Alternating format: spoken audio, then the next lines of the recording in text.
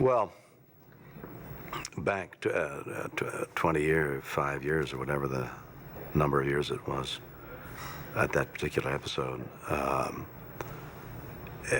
Nichelle, being black and I being white, were going to kiss. I had always wanted to kiss Nichelle anyway. This was a trumped-up excuse. But on screen, on television at that time, everybody made a fuss about it. Two things that mitigated the drama of it were, who cares? And secondly, and more unfortunately perhaps, if I recall, we weren't doing it under our own power. There was somebody who was ordering us to do it. So the great kiss was, and nobody cared, as it turned out. It was there was a fuss made about it in the beginning, but it was just two people kissing, which it really is. So unscathed, we emerged and went on to fondle other people and at other times.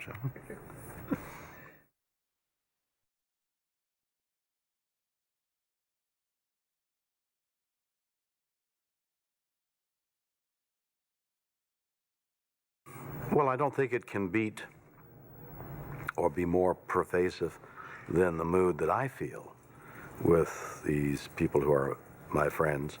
I'm extremely conscious and very sensitive to the fact that each moment is a moment to be cherished, both in the working, in the pleasure of the work, and in the pleasure of their company. I know that DeForest and I have talked about it quite a bit in these weeks that we've been filming together. The story splits the cast off for a while, and in that split, Kirk and McCoy go off and have their adventure, leaving Spock and the rest of the crew to come to our rescue eventually. And so Dee and I have been in each other's company under some stress too, the late hours and the makeups and the environment has been somewhat harsh.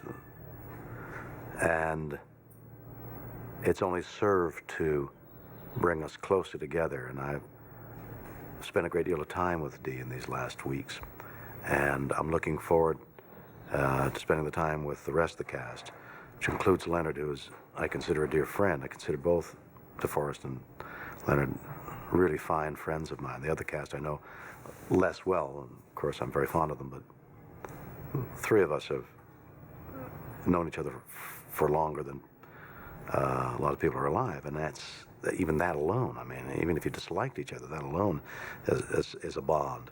But we don't dislike each other. There's a great deal of fondness and love and admiration, respect.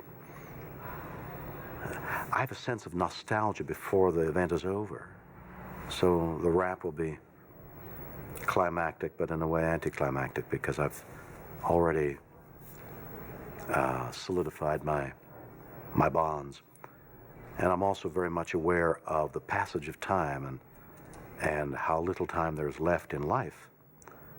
And some of us are older than others, There isn't that much time left. And I was always thinking about,